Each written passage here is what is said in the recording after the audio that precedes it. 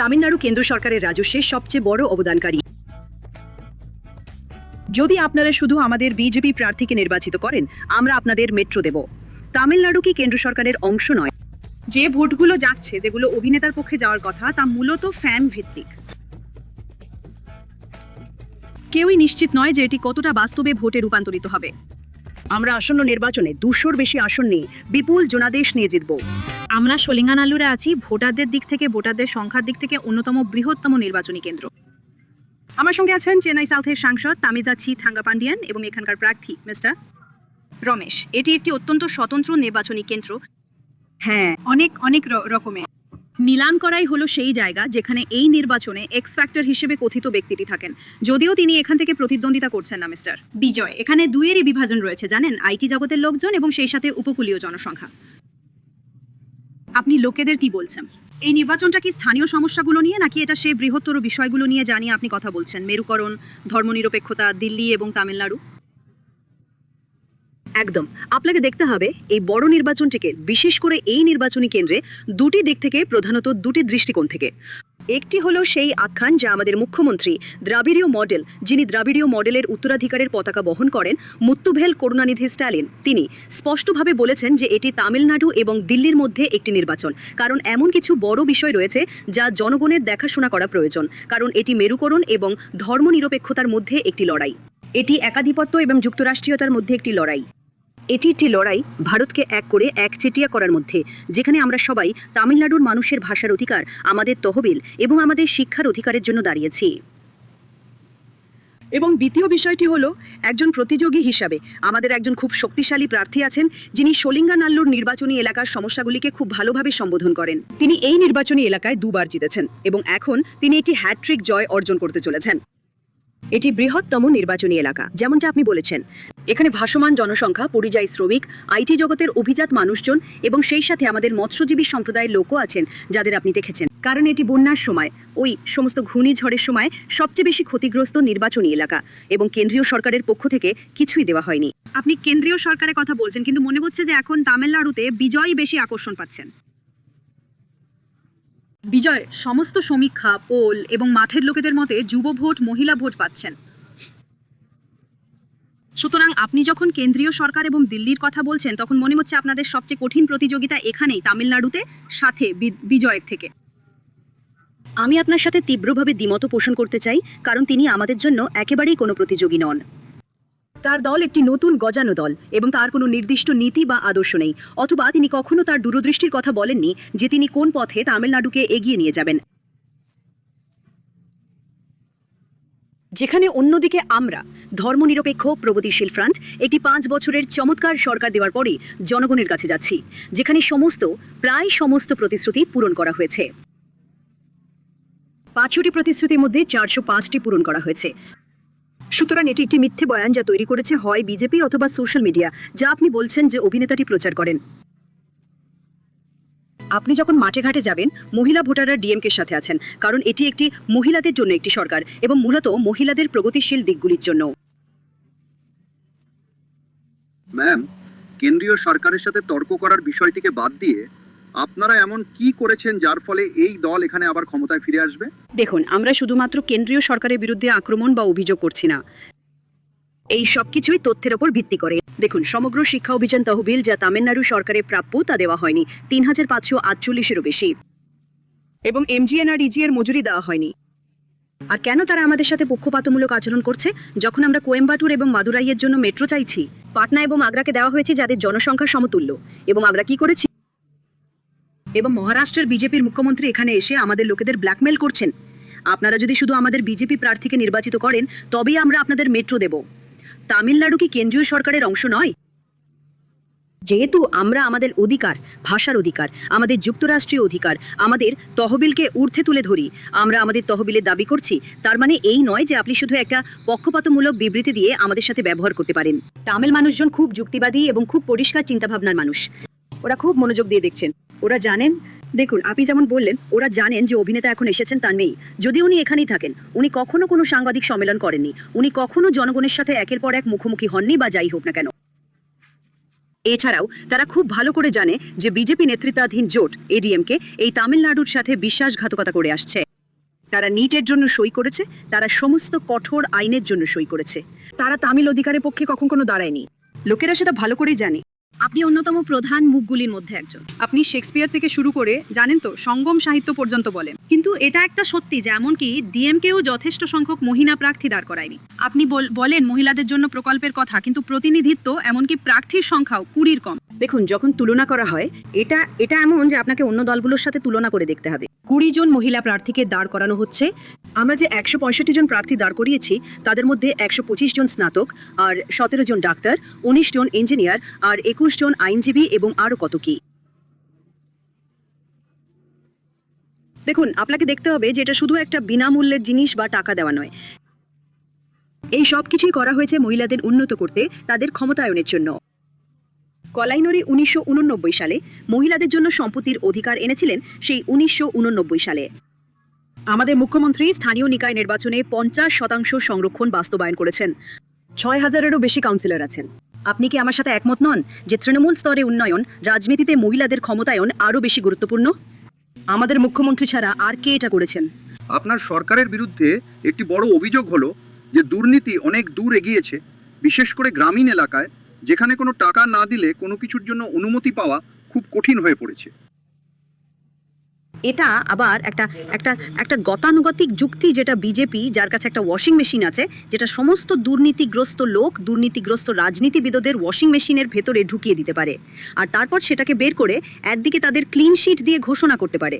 এবং এআইএডিএমকে আপনি খুব ভালো করেই জানেন যারা সব মামলায় খালাস পেয়েছে, মানে যারা সব মামলায় দোষী সাব্যস্ত হয়েছে, এবং কতজন প্রাক্তন এআইএডিএমকে মন্ত্রীর মামলা বিচারাধীন রয়েছে। সুতরাং এটা আবার একটা গতানুগতিক যুক্তি। শুধু আমাদের ডেটা দিন। এটা একটা খুব স্বচ্ছ সরকার। আপনি একটা আরটিআই ফাইল করে যাচাই করতে পারেন, কারণ এক সেকেন্ড, আমাদের মুখ্যমন্ত্রী একটি ভিশন স্টেটমেন্ট দিয়েছেন। ভারতের কোনো মুখ্যমন্ত্রী, আমি আপনাকে চ্যালেঞ্জ করতে পারি, কোনো রাজ্যে ভিশন স্টেটমেন্ট দেননি। আমরা এই 5 বছরে এই কাজটা করেছি। আমরা 2 পয়েন্টের জন্য এই ভিশন নিয়ে এগিয়ে যাচ্ছি, এবং আপনি ডেটা দেখতে পারেন যেখানে স্কিমগুলির প্রশ্ন, সেগুলি কতটা স্বচ্ছ, কিভাবে সেগুলি দেওয়া হয়েছে জানেন তো, যেমন কন্ট্রাক্ট, সবকিছু অনলাইন। তাহলে আপনি বলছেন কোনো প্রতিষ্ঠান বিরোধিতা নেই? সবাই বলছে অনেক প্রতিষ্ঠান বিরোধিতা আছে। ওটা আবার বলছি, একটা মিথ্যা প্রচার, এক বিন্দুও প্রতিষ্ঠান বিরোধিতা নেই। আপনি শুধু মাঠে গিয়ে লোকেদের দেখতে পারেন, এবং আপনি আমাদের সঙ্গে ঘুরে এই জোরদার স্বাগত দেখতে পারেন। বিশেষ করে এই এমএলএ একজন মাঠ কর্মী। উনি এমন একজন এমএলএ যিনি তার মেয়াদকালে একটিও ছুটি নেননি। উনি পুরো 5 বছর পুরোপুরি উপস্থিত ছিলেন। উনি সেই ব্যক্তি যিনি সবচেয়ে বেশি সংখ্যক বর্ধিত সংখ্যক প্রশ্ন জিজ্ঞাসা করেছেন। উনি সেই 5 জন এমএলএর মধ্যে একজন, এমন একজন কার্য সম্পাদনকারী এমএলএ, এবং সেই সঙ্গে একজন মাঠ কর্মীও। আর আপনি আমাদের সমস্ত ক্যাডার, আমাদের সমস্ত জোটকে দেখতে পারেন, জানেন তো, যেমন উনি ভিসিকে থেকে, এবং ওরা ডিএমডিকে থেকে, এবং উনি কংগ্রেস থেকে। আমরা সবাই এর উপর ভিত্তি করে, হ্যাঁ, আইইউএমএল, এসডিবিআই, আমরা সবাই আদর্শগত নীতির উপর ভিত্তি করে আছি। এই জোট নীতিভিত্তিক। কিন্তু একটা সময় ছিল যখন কংগ্রেস ডিএমকের সাথে তাদের জোট চূড়ান্ত করার আগে প্রকাশ্যে বিজয়ের সাথে কথা বলছিল। তাহলে কি অনেক টানাপোড়েন ছিল, যেখানে এনডিএর দিকে জোটটি খুব তাড়াতাড়ি তৈরি হয়ে গিয়েছিল এবং আসন বন্টন সহজ ছিল? কংগ্রেস যে বিজয় গোষ্ঠীর কাছে গিয়েছিল, তাতে কি এটা বোঝায় যে জোটের মধ্যে কোনো সমস্যা আছে? প্রথম অংশটা আমরা এখন দেখেছি যে মণিকম ঠাকুর বা জ্যোতিমানি এমন বিবৃতি দিচ্ছেন যা থেকে মনে হচ্ছে তারা জোটের সাথে নেই, অন্তত মনে প্রাণে। দ্বিতীয় অংশটা হলো এমনকি বিজয় নিজেও বলছেন যে কংগ্রেস কর্মীরা আসলে আমাদেরকেই ভোট দিতে চলেছে, এবং তাই আপনারা সেই জোটের সুবিধা পাচ্ছেন না। দেখুন, যে ভোটগুলো অভিনেতার পক্ষে যাওয়ার কথা সেটা মূলত ফ্যান ভিত্তিক। কেউ নিশ্চিত নয় যে এটা বাস্তবে ঠিক কতটা ভোটে রূপান্তরিত হবে। উনি কি আপনাদের সাহায্য করবেন? না, অবশ্যই হ্যাঁ। দেখুন, তার বিশাল ফ্যান ফলোয়িং আছে বলেই যে সবাই গিয়ে ভোট দেবে এমনটা নয়। আপনারা এমন অভিনেতা অভিনেত্রীদের দেখেছেন যাদের বিশাল ফ্যান ফলোয়িং ছিল যখন তারা নির্বাচনে প্রতিদ্বন্দ্বিতা করছিলেন, এবং তাদের কি পরিণতি হয়েছে। এটা হলো 1 নম্বর। এবং কংগ্রেস পার্টির সাথে আমাদের বন্ধনটা একটা দীর্ঘমেয়াদী বন্ধুত্ব। সম্ভবত কিছু, জানেন তো, মানে একটা সঠিক কাঠামোর মধ্যে আসার আগে কিছু আলোচনায় প্রাথমিক ঘর্ষণ হয়ে থাকতে পারে, বা যাই হোক না কেন, যে কোনো জোটেই এটা হবে। তাই আপনি তিলকে তাল করছেন। আমরা তো তাই। আমরা এখন একটা সত্যিকারের ভালো পর্বের মধ্যে দিয়ে চলেছি। আপনারা সবাই, মানে অন্যদিকের, উত্তরের দিকের, আপনারা মিস্টার সম্পর্কে খুব ভালো করে জানেন। এমএন রায়, যিনি লেনিনের বন্ধু ছিলেন, তিনি সমস্ত নাৎসিদের বিরুদ্ধে থান্দাই পেরিয়ারের সাথে একটি জোটের জন্য কাজ করেছিলেন। তার জোট ছিল এক দফায় এক কাঠামোর মধ্যে নাৎসিদের বিরুদ্ধে একটি জোট গঠন করা। আমাদের মুখ্যমন্ত্রী হলেন একমাত্র ব্যক্তি যিনি এম এর পরে এটা করেছেন, এন রায়। আর এটা এমন একটা জোট যাকে 12 বছরেরও বেশি সময় ধরে এগিয়ে নিয়ে যাওয়া হয়েছে। তাই কিছু কিছু ঘটনা ঘটতে পারে, কারণ এটা আমাদের আর কংগ্রেস পার্টির মধ্যে একটা দীর্ঘ বন্ধন। ম্যাডাম সোনিয়া গান্ধী এবং আমাদের শ্রদ্ধেয় রাহুল গান্ধী সবাই আমাদের সাথে আছেন। আর ক্যাডাররাও দেখে যে যদিও আমরা খুব গণতান্ত্রিক, একবার যখন একজন নেতা বলেন যে এটাই লক্ষ্য, আমরা সবাই এক লাইনে চলে আসব। আর আমরা সবাই এখানে ভাই বোন, একদমই কোনো সংঘাত নেই। ঠিক আছে, তাহলে আপনি এখন 2.0 এর কথা বললেন। হ্যাঁ, সেই 5টি জিনিস কি কি যা আপনারা জনগণকে প্রতিশ্রুতি দিচ্ছেন, যা সত্যিই গুরুত্বপূর্ণ, আর আপনার পক্ষে সেগুলি অর্জন করা কতটা সহজ? দেখুন, উদাহরণস্বরূপ এই এলাকাটাকেই নিন, ইসিআর করিডোর। আপনি অনেক উন্নয়নমূলক প্রকল্প দেখেছেন, ভেট্টুভানকেনি থেকে থিরুভানমিউর থেকে একটা বড় মেগা ব্রিজ, উঠান্ডি এর প্রস্তাব আনা হয়েছে এবং আপনি অনেক ইউটার্ন ব্রিজ দেখতে পাবেন। এই জায়গাটা, যেটা শিল্প জগতের একটা কেন্দ্র, শ্রমিকদের অনেক পরিকাঠামো দিয়ে আপগ্রেড করা হয়েছে। এই 2.0 ভিশন স্টেটমেন্টে আমরা এতে যা যা করেছি সেটাকে আরও উন্নত করা হবে। উদাহরণস্বরূপ, এই মোগলির উরিমাই থোগাই বা ভিদিয়াল পায়ানাম, এটাকে 2000 টাকা পর্যন্ত বাড়ানো হবে। আমি আপনার মিডিয়ার কাছে একটা বিষয় খুব পরিষ্কার করে দিতে চাই, এখানে কোনো কিছুই খয়রাতি নয়, সবকিছু সামাজিক ন্যায় বিচারের উপর ভিত্তি করে। কলাইঙ্গার মাগালির উরিমাই থোগাইকে দেওয়া বিশেষণটি দেখুন, এটা একটা অধিকার। দেখুন, আপনি তো বরাবরই জানেন যে লিঙ্গভিত্তিক ডেটা বলে যে মহিলারা বরাবরই অবৈতনিক কাজ করে আসছেন, যা তাদের পরিবারের স্বীকৃত নয়। আমরা তাদের অধিকারকে স্বীকৃতি দিচ্ছি, সুতরাং সেটাকে আরও উন্নত করা হবে এবং প্রাতরাশের খাবার 8ম শ্রেণী পর্যন্ত বাড়ানো হবে এবং এমনকি ধানের সংগ্রহ মূল্যও বাড়ানো হবে। সমস্ত কৃষি আইন জানেন যেগুলো কঠোর ছিল সেগুলোকে সংশোধন করা হবে এবং অনুকূল করে তোলা হবে। টাকাটা আসছে কোথা থেকে? মানে সব রাজ্য চলছে বিশাল ঘাটতিতে, আপনাদের রাজ্য সহ, এবং আপনারা এই টাকাটা কোথা থেকে জোগাড় করবেন? আমি শুধু এই বিষয়টা সদয়ভাবে উল্লেখ করতে চাই যে তামিলনাড়ু কেন্দ্রীয় সরকারের রাজস্বে সবচেয়ে বড় অবদানকারী। আমরা কেন্দ্রীয় সরকারের রাজস্বের যদস্যের জন্য অনেক অবদান রাখছি, কিন্তু যখন আমরা আমাদের ন্যায্য পাওনা চাই, উদাহরণস্বরূপ ডিভলিউশন, করের মধ্যে 50%, জিএসটি, সেস কিছুই দেওয়া হয়নি। আমরা, বিশেষ করে আমাদের মুখ্যমন্ত্রী, শুধুমাত্র ধার করছেন বা ঋণ বাড়াচ্ছেন না, তিনি তামিলনাড়ুর উৎপাদন ক্ষমতা বাড়াচ্ছেন এই 5 বছরে। তিনি 3টিরও বেশি বড় শিল্প সম্মেলন করেছেন। তিনি বিনিয়োগকারীদের আকৃষ্ট করার জন্য বিভিন্ন দেশ সফর করেছেন। তাই তিনি শুধু বসে থেকে তারপর ধার করছেন না, ব্যাপারটা সেরকম নয়। তিনি সেটা ভারসাম্য রাখছেন অনেক। এর মধ্যে যে উত্থান পতন যেটা উৎপাদনে ঘটছে, আপনি এখানে হুন্ডাই কোম্পানি দেখতে পারেন, এখানে ফোর্ড কোম্পানি, এমনকি পরশুদিনও তামিলনাড়ু তার সমস্ত চামড়াজাত পণ্যে প্রথম স্থানে রয়েছে যখন তুলনা করা হয়। আর আবার খুব গুরুত্বপূর্ণ একটি বিষয়, যখন আপনি বলছেন যে আমরা আমাদের ঋণ বাড়াচ্ছি, তখন আমরা কিভাবে কাজ করতে পারি? 10 বছর পর 2 অঙ্কের অর্থনীতি অর্জন করতে পারি, 11.1 নয়, যা সবই তথ্য। আপনার দলের বিরুদ্ধে একটা সমালোচনা হলো যে এটা খুব পরিবার ভিত্তিক, যে আপনারা পরিবারকে প্রশ্রয় দেন। সেই সমালোচনাটা কিন্তু বেশ লেগে যায়, তাই না? মানে তারা বলছে আপনি মিস্টারকে প্রমোট করেছেন, উদয়নিধি তাই শীঘ্রই উপমুখ্যমন্ত্রী হিসেবে। তাহলে এই সব সমালোচনা কারা করছে? বিজেপি। যেমন ধরুন মাননীয় মন্ত্রী পীযূষ গোয়েল, তার কি কেউ নেই জানেন? মানে তার বংশের দিকে দেখুন, আমি এমন অনেক কেন্দ্রীয় মন্ত্রীর তালিকা দিতে পারি যারা রাজনৈতিক পরিবার থেকে এসেছেন। আর এআইএডিএমকেরও একটা তালিকা আছে জানেন, যেমন ধরুন মন্ত্রীর ছেলে। এর মানে এই নয় যে আমরা শুধু সমর্থন করছি। এখানে যেমন ধরুন আমি 2008 সালে আমার চাকরি থেকে ইস্তফা দিয়েছিলাম এবং আমি 2019 সালে টিকিট পেয়েছিলাম। একইভাবে উদয়নিধি স্ট্যালিনকেও যুব শাখার নেতা বানানো হয়েছিল এবং তাকে তার যোগ্যতা প্রমাণ করতে হয়েছিল। ক্রীড়া ও যুব উন্নয়ন মন্ত্রী হিসেবে 5 বছরে তিনি সেই যুব এবং ক্রীড়া, বিশেষ করে ক্রীড়া মন্ত্রককে ভারতের সর্বোচ্চ স্তরে উন্নত করেছেন। তাই সাজানো থালায় কিছুই দেওয়া হয়নি।